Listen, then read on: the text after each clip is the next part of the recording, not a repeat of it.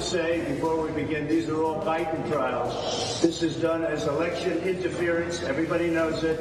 I'm here instead of being able to be in Pennsylvania and Georgia and lots of other places campaigning. And it's very unfair. Fortunately, the poll numbers are very good. They've been going up because people understand what's going on. This is a witch hunt. The jury is selected, and in opening arguments will begin today in what has been labeled the hush money trial of Donald Trump. It will be the first time a former president is in court facing criminal charges. Donald Trump is charged with falsifying records of payments paid to ex-porn star Stormy Daniels so she would stay quiet about their alleged affair in the lead up to the 2020 election. And that is why the former president is sitting in criminal court, as he is accused of election interference. The prosecutor laid out opening statements and said, quote, "The criminal conspiracy will be the focus of his case." The sitting judge has made it clear the former president must attend court every day except Wednesdays when it is in recess. So will this have an impact on his current campaign?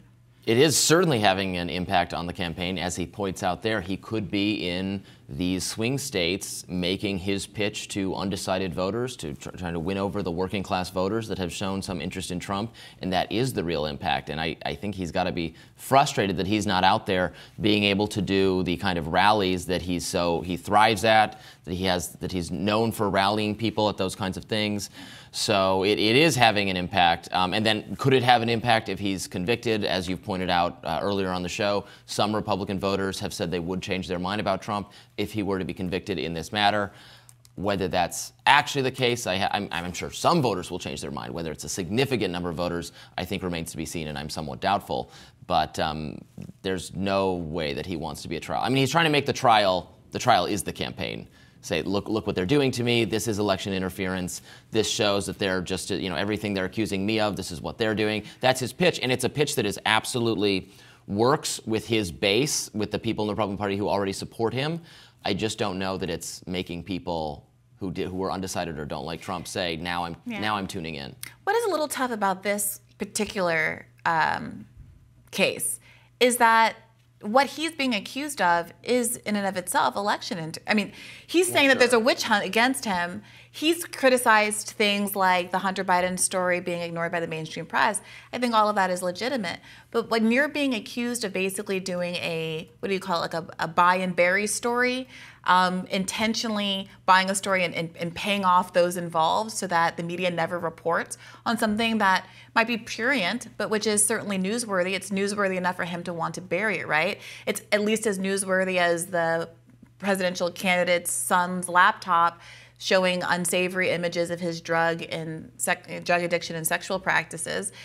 So do you really want to make this election about who's done the most election interference if both parties seem to have some blood on their hands there? Well, and it's certainly the case that both parties have blood on their hands. I mean, we've talked earlier in the show about the efforts the Biden team is going to legally, I guess, I'm not saying it's illegal, to fight RFK Jr. people trying to get him on the ballot everywhere. I mean, this is the kind of soft election interference kind of thing going on. Right, not just RFK Jr., all third parties, Jill right. Stein, Cornel West, and the like. And the issue here is that this money, what's essentially being litigated is whether this money that was spent on keeping Stormy Daniels quiet and killing the story, whether that counts as an election expense and thus have been reported in that way, which is, is that how significant, if that might be true, we're going to find out how significant is that an issue to people, even if it is technically illegal. I mean, the issue is that it's a cover-up. And again, spending months and years in House congressional investigation committees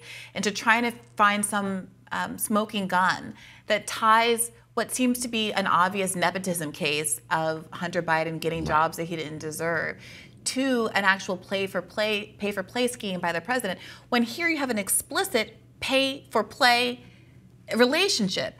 I'm giving you money to give to a media outlet so that they don't run a story about my entanglement with this former adult actress. That's it. It's remarkable to me, frankly, that Democrats haven't tried to do more to draw parallels between those things. Perhaps it's because they don't want to acknowledge the fault on the part of the Bidens. But for Republicans who sincerely are are turned off by the corruption when it's on the Biden side of the aisle, I don't know how you hold your nose and look away at Donald Trump going through all of these efforts to try to keep this quiet so that the media doesn't report on something that can negatively affect his own campaign outcomes, just like the Hunter Biden laptop story. Well, if this weren't about keeping something quiet, if this weren't about hush, the hush part of the hush money, then he could have just declared it on as a campaign expense, right? For what it was.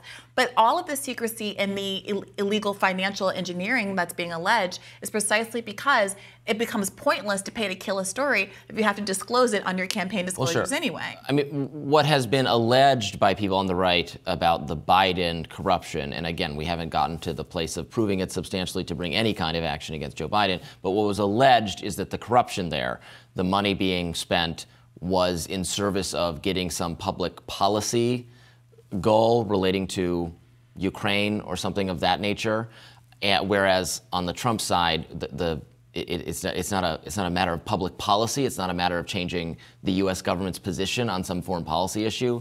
It is his own private matter. I take that point, but that's not that doesn't explain the focus on the Hunter Biden laptop story being crushed. I mean, that is the red herring for so many, or the smoking gun for so many conservatives about how that's proof positive that the media is so biased, that the media is working in tandem to support Joe Biden and the Democrats, all of those kinds of things, and how inappropriate it is for a party to be interfering with the role of the press and informing the public about what their options are in the lead up to a very important election.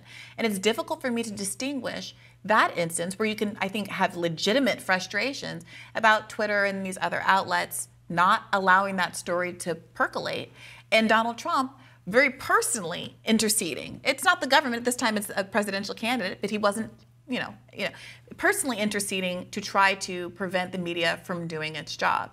So, we'll see what people think once this trial gets going. I do think there is some cohort of Americans who just find all of this to be distasteful, and at very least it becomes a draw. That's not great for Biden, right? If everyone's considered to be bad, a low turnout vote could be very, very bad for Democrats, who I think are hoping that people do turn out at very least to preserve the right to choose. But, the media circus around this has already been pretty unflattering. There have been a number of jurors who seem skittish and afraid and declined from wanting to participate because they were concerned about backlash. You had difficulty finding jurors from Donald Trump's perspective, despite it being New York, his home state, because of his ubiquity in the media sphere. And frankly, the fact that he, yes, has a lot of fans, but has turned off a lot of people, even or perhaps especially in New York. You had a man who set himself on fire outside in the park, outside of the courthouse.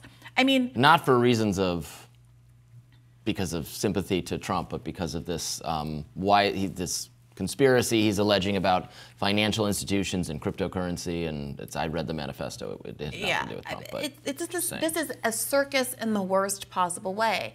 And is this going to remind people of Joe Biden's pledge to say that he is going to create stability, reunite America, be basically a normal, regular guy? Well, maybe, but this is the argument that so many Democrats and operatives have been making on that side of the aisle, to say it's a good thing if Donald Trump comes back into focus, and it reminds people that this is the kind of thing that happens in Donald Trump's orbit. And perhaps the closing of the poll numbers that we've seen in the last week or so is evidence of that theory manifesting. More Rising right after this.